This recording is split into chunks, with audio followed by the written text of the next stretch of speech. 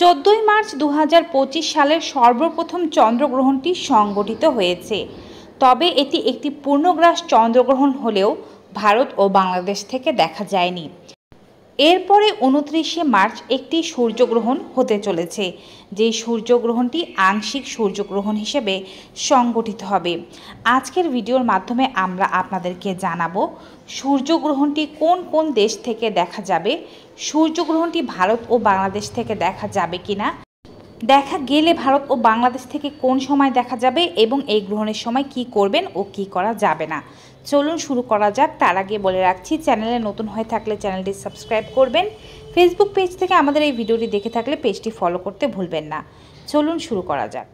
এই সূর্যগ্রহণটি মূলত দেখা যাবে এশিয়া, আফ্রিকা, ইউরোপ, আটলান্টিক, আর্কটিকা এবং এর পাশাপাশি উত্তর আমেরিকা, দক্ষিণ আমেরিকার বিভিন্ন অঞ্চল থেকে। বাংলাদেশের সময় অনুযায়ী এই গ্রহণটি শুরু হবে 29শে মার্চ দুপুর 2:50 এবং গ্রহণটি শেষ হয়ে যাবে 29শে মার্চ সন্ধে 6:43। ভারতীয় সময় অনুযায়ী এই গ্রহণটি শুরু হবে 29শে মার্চ দুপুর 2:20 এবং গ্রহণটি শেষ হয়ে যাবে সন্ধে 6:13। এই গ্রহণটি একটি আংশিক সূর্যগ্রহণ হবে। তবে আশ্চর্যের বিষয় হচ্ছে এই গ্রহণটি এমনভাবেই হবে যে ভারত ও বাংলাদেশ থেকে এই গ্রহণটি দেখা যাবে না। যেহেতু গ্রহণটি দেখা যাবে না, এর সূতককালও বৈধ হবে না বলে মনে করা হচ্ছে। কিন্তু এই গ্রহণটিও দিনের বেলায় এবং সূর্যগ্রহণের ঠিক সময়ই হচ্ছে, তাই প্রত্যেক গর্ভবতী নারীদের অবশ্যই সচেতন থাকা উচিত।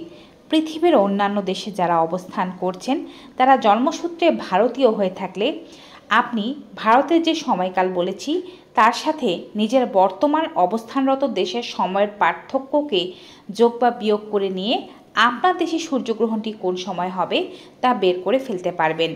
আর যারা বাংলাদেশি জন্মসূত্রে এবং বর্তমানে পৃথিবীর অন্য কোনো দেশে রয়েছেন তারা বাংলাদেশের যে গ্রহণের সময়কাল বলেছি তার সাথে নিজের বর্তমান অবস্থানরত দেশের সময়ের পার্থক্যকে যোগ বা বিয়োগ করে নিয়ে নিজের দেশের সূর্যগ্রহণের সময়সূচি বের করে ফেলতে পারবেন। এবারে জানাচ্ছি এই গ্রহণের সময় কি করা যাবে ও কি করা উচিত হবে না। এই গ্রহণটি একটি আংশিক গ্রহণ হলেও গ্রহণের বেশ প্রভাব থাকতে পারে। এই গ্রহণের সময় মুসলমান বোনদেরকে আমরা স্পেশালভাবে কোনো কিছুই করতে বলছি না, কারণ তাদের ধর্মীয় শাস্ত্রে গ্রহণের সময় কোনো কিছু করতে হবে এমন কিছু বলা নেই। তারা গ্রহণের সময় চাইলে নামাজ পড়তে পারেন, জিকির করতে পারেন, ইবাদত করতে পারেন, কোরআন তেলাওয়াত করতে পারেন, তাদের ইচ্ছে মতো কাজ করে সময়টিকে অতিবাহিত করতে পারেন।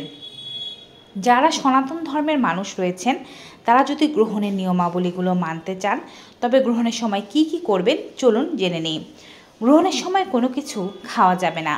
মলমূত্র ত্যাগ করা থেকে নিজেকে বিরত রাখার চেষ্টা করতে হবে। গ্রহণের সময় জল পান করাও নিষেধ। তবে গর্ভবতী বোনেদের অনেক দীর্ঘ সময় জল না পান করলে বা মূত্র চেপে রাখলে সমস্যা হতে পারে। তাই খুব তেষ্টা পেলে অথবা যদি আপনার খুবই বেশি প্রস্রাবের বেগ আসে সেক্ষেত্রে এটি ক্লিয়ার করে ফেলাই ভালো।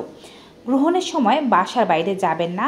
গ্রহণের আলো যেন আপনার শরীরে স্পর্শ না করে সেদিকে বিশেষ খেয়াল রাখতে হবে। প্রয়োজনে ঘরদোর পর্দা দিয়ে দিন। গ্রহণের সময় সূর্যের দিকে সরাসরি তাকাতে যাবেন না।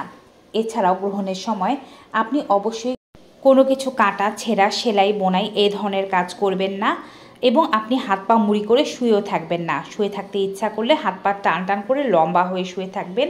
এছাড়া সবচেয়ে ভালো হয় যদি চুল খোলা রেখে হাঁটাহাঁটি করতে পারেন। গ্রহণের সময় ভগবানের মূর্তি স্পর্শ করবেন না।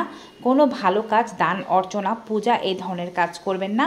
মনে মনে সৃষ্টিকর্তার নাম জপ করতে পারেন। গ্রহণের আগে আপনার বাড়িতে তৈরি করা খাবারগুলো খেয়ে ফেলুন। অবশিষ্ট ভেজা খাবারগুলো ফেলে দিন। শুকনো খাবারগুলোতে তুলসী পাতা দিয়ে রাখুন এবং জলের পাত্রগুলোতে তুলসী পাতা দিয়ে রাখুন।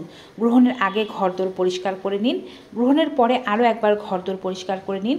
ভগবানের ঘর পরিষ্কার করুন, নিজে স্নান করুন এবং গুরুজনদের আশীর্বাদ নিন।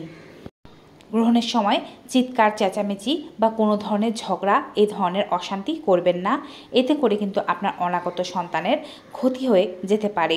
গ্রহণের সময়কাল পার হয়ে গেলে আপনি আপনার দিনের স্বাভাবিক কাজকর্মগুলো শুরু করতে পারেন। তো ভিউয়ার্স, এই ছিল গ্রহণের কিছু নিয়মাবলী। আজকের ভিডিওটি কেমন লাগলো কমেন্ট বক্সে অবশ্যই জানিয়ে দেবেন। ভিডিওটি বেশি বেশি সকলের মাঝে শেয়ার করে দিন যেন সবাই এর উপকারিতা পেতে পারে। বিদায় নেব, সবাই ভালো থাকুন, সুস্থ থাকুন, দেখা হবে নতুন কোনো ভিডিওতে। Good bye and take care.